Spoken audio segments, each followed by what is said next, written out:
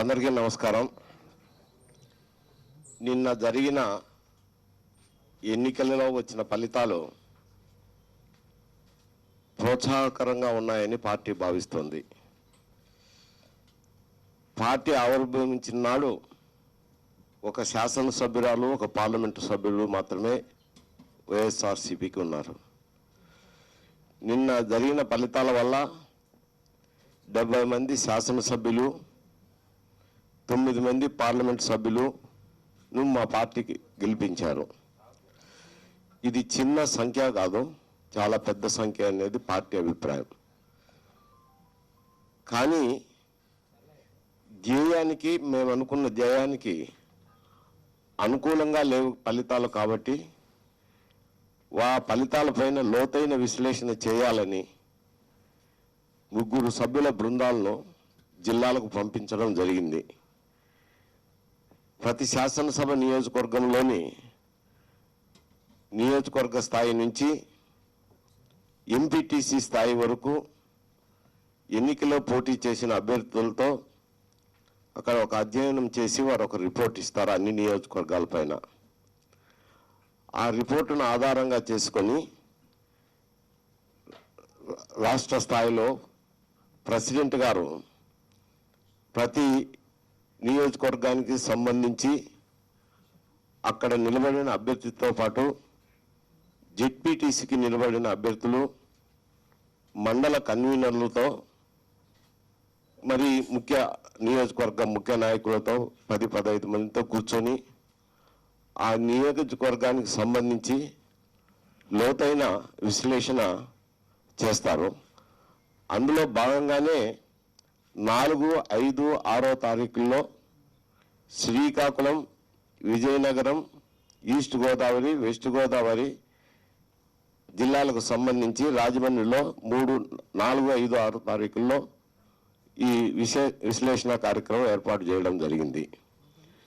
తర్వాత 8, 9, 10 తారీఖుల్లో ఒంగోలులోను, 11, 12 తారీఖులో అనంతపురం జిల్లాలోను. ఒంగోలులో జరిగే విశ్లేషణలో కృష్ణా, గుంటూరు, ప్రకాశం, నెల్లూరు జిల్లాలకు సంబంధించి విశ్లేషణ చేస్తారు. అనంతపురం జిల్లాలో జరిగే రివ్యూలో అనంతపురం, చిత్తూరు, కర్నూలు, కడప జిల్లాలకు సంబంధించి రివ్యూ చేస్తారు. ఈ రివ్యూ చేసిన తర్వాత పార్టీకి ఒక దిశ నిర్దేశం చేసే కార్యక్రమాలను రూపొందించడం, పార్టీని సంస్థాగతంగా బలోపేతం చేసేదానికి పటిష్టమైన చర్యలు తీసుకునేదానికి పార్టీ సమాయత్తం అవుతున్నది. ఈ యొక్క సంఖ్యాబలంతో పార్లమెంటులో అయితేనేమి, శాసనసభలో అయితేనేమి నిర్మాణాత్మకమైన ప్రతిపక్షంగా ప్రజల తరపున ప్రజా సమస్యలపై స్పందించేదానికి పార్టీ చర్యలు తీసుకుంటున్నది.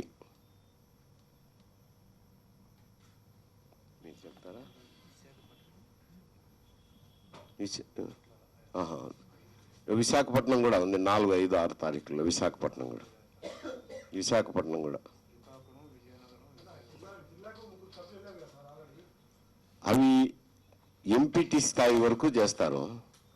రిపోర్టు పంపిస్తారా, ఆ రిపోర్ట్ను ఆధారంగా చేసుకొని జెడ్పీటీసీకి నిలబడిన అభ్యర్థి ఇంకా ఎవరైనా ముఖ్య నాయకులు ఉంటే వారితో అధ్యక్షులే రివ్యూ చేస్తారు. ఒక్కొక్కరితో తెలంగాణకు తర్వాత నిర్ణయం చేస్తారు. రేపు తెలంగాణ లెజిస్లేచర్ పార్టీ సమావేశం జరుగుతుంది. అక్కడ తెలంగాణ శాసనసభకు సంబంధించి వారి నాయకత్వము, వారి సభ్యుల గురించి రేపు జరుగుతుంది ఆ సమావేశము. పార్లమెంటు సభ్యుల సమావేశం కూడా జరుగుతుంది. అందులో గ్రూప్ లీడర్ని ఎంపిక, ఇతర పార్లమెంటు యంత్రాంగం యొక్క సమస్యల గురించి కూడా చర్చ జరుగుతుంది ఆ సమావేశంలో.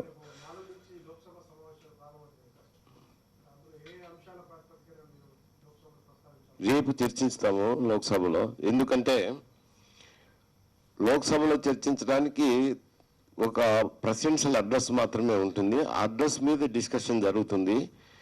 ప్రెసిడెన్షియల్ అడ్రస్ పైన మేమేం స్పందించాల్సిందో ఆ విషయాలపై కూడా రేపు లోక్సభ సభ్యుల సమావేశం జరిగినప్పుడు చర్చించుతాము. బహుశా ఆంధ్రప్రదేశ్ ఏర్పడిన తర్వాత, తెలంగాణ ఏర్పడిన తర్వాత 2 రాష్ట్రాల సమస్యల మీద కేంద్ర ప్రభుత్వం ఇచ్చిన హామీలు ఉన్నాయి. హామీలు ఏం చేశారో వాటిపైన స్పందించే విధంగాను, మరియు దేశ సమస్యలు అయితేనేమి, రాష్ట్ర సమస్యలు అయితేనేమి, వాటన్నిటిపైన కూడా లోతైన చర్చ జరిగి ఆ విధంగా నిర్ణయం తీసుకుంటాం.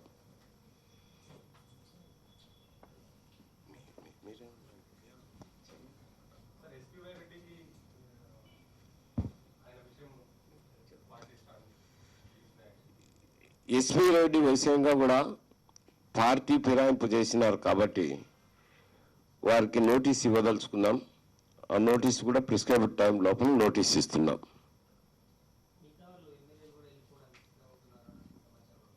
అటువంటి ఇప్పుడు ఎన్నో రూమర్స్ ఉంటాయి, ఎన్నో వదంతులు ఉంటాయి. అవన్నీ కావాల్సికే కొన్ని పత్రికలు అయితేనేమి, కొంత మీడియా ప్రపంచం అయితేనేమి దుష్ప్రచారం పార్టీ మీద సాగిస్తున్నారు. కానీ పార్టీ వీడే శాసనసభ్యులు కానీ, పార్లమెంట్ సభ్యులు కానీ ఎవరు లేరు. ఎస్పీ రెడ్డి గారు వీడినారు, అది నగ్న సత్యము. వారు పార్టీ ఫిరాయింపుల చట్టం కింద వారికి నోటీస్ ఇవ్వడం జరుగుతుంది. ఆశించిన విధంగా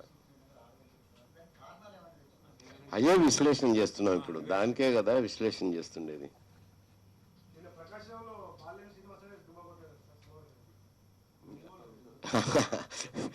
బాలినేని శ్రీనివాసరెడ్డి డుమ్మ కట్టేది ఉంది కానీ ఆయన కొన్ని కారణాల వల్ల ఏదో ఫ్యామిలీలో ఫంక్షన్ ఉంది, తర్వాత ఆయన రిపోర్ట్ పంపిస్తానన్నారు. ఆయన సంబంధించి పర్మిషన్ తీసుకున్నాడు పార్టీ నుంచి.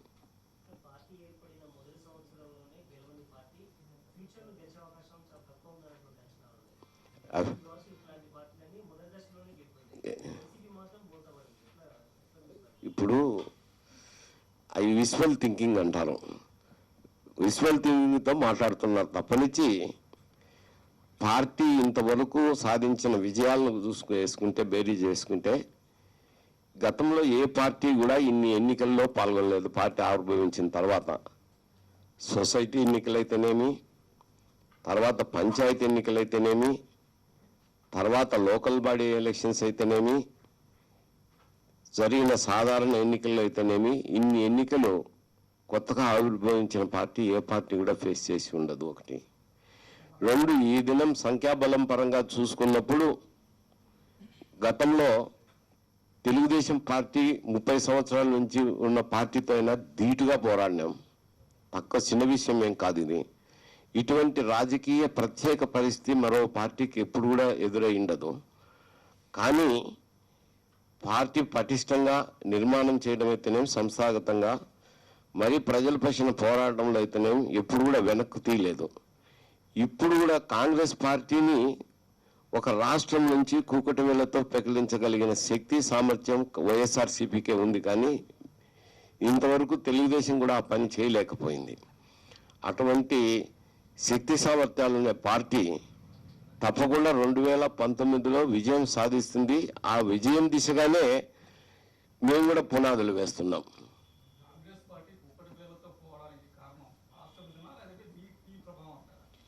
ఇప్పుడు ఏ ప్రభావం ఉన్నా కానీ వాళ్ళు లేకుండా వెళ్ళిపోయినారు కదా, డబ్బాలు ఖాళీ చేసుకొని వెళ్ళిపోయినారు. ప్రభావం మాదే తప్పకుండా. మరి తెలుగుదేశం పార్టీకి అంత శక్తి ఉంటే కనుక 30 ఏళ్ల చరిత్రలో ఎప్పుడు కూడా ఇట్లా పంపించలేదు అంట. ఏ నిర్ణయం తీసుకొని కానీ అది వేరు సమస్యలు. ఓట్ బ్యాంకుల ట్రాన్స్ఫర్ గురించి వాటిని గురించి విశ్లేషణ చేస్తున్నాం. ఓట్ బ్యాంకుల ట్రాన్స్ఫర్, సామాజిక న్యాయాల గురించి అవన్నీ వాటిని గురించి విశ్లేషిస్తున్నాం. దాని మీద పార్టీకి దిశ నిర్దేశం చేస్తాం. సంస్థాగతంగా కూడా బలోపేతం చేస్తాం. తప్పకుండా 2019లో విజయం సాధించి తీరుతాం.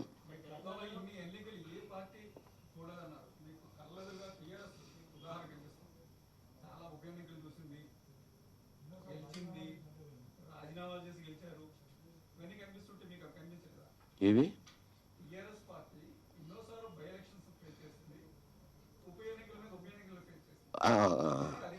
అది కూడా ఆవిర్భవించిన తర్వాత ఎన్నో కూటములు కట్టింది.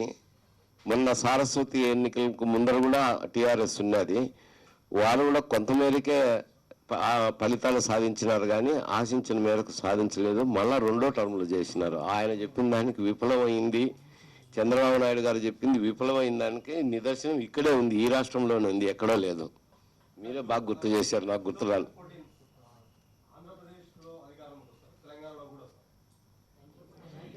రెండు 2014 అయిపోయింది, 2000 తప్పకుండా 2 రాష్ట్రాల్లో కూడా వస్తాం.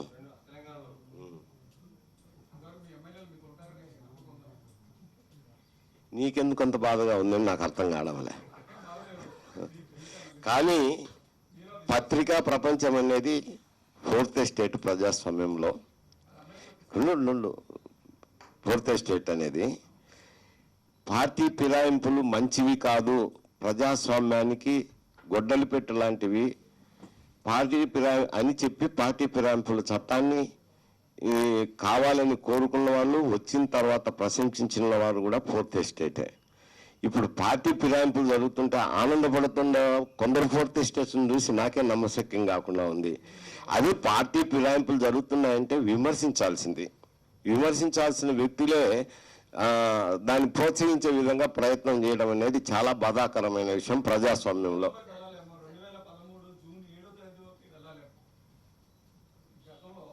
ఎక్కడికన్నా వెళ్ళలే బాబు, ఒకదాని మీద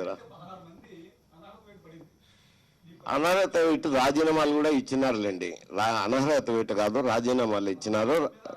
రాజీనామాలు ఇచ్చి ఉప ఎన్నికల్లో పాల్గొన్నారు. ఉప ఎన్నికల్లో పాల్గొని విజయం కూడా సాధించినారు.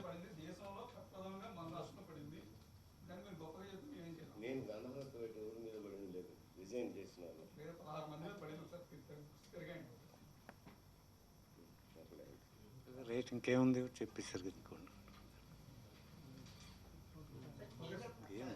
కేంద్ర ప్రభుత్వం రాజీవ్ గాంధీ పేరు తీసేస్తూ ఎన్టీఆర్ పేరు పెడతారంటూ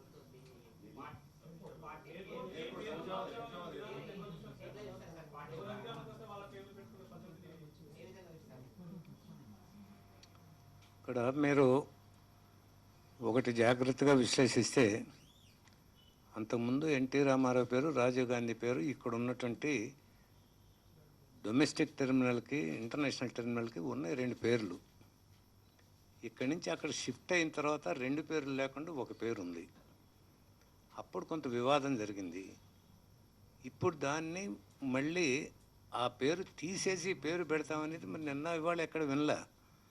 రెండో పేరు కూడా డొమెస్టిక్ టెర్మినల్కి పేరు పెడతాము, దానికి రాజీవ్ గాంధీ మన ఇంటర్నేషనల్ టెర్మినల్కి ఉంటుంది అనేది జరుగుతూ ఉంది. దాన్ని రోజు వెంకయ్య నాయుడు గారు కూడా ఆ రోజు నేను ఉన్నాను ఇక్కడ ఆ ఫంక్షన్లో, అది సమంజసం అనిపిస్తుందని అన్నారు. అది వాళ్ళిద్దరి మధ్య తేలనైంది. అది రైట్ అండి.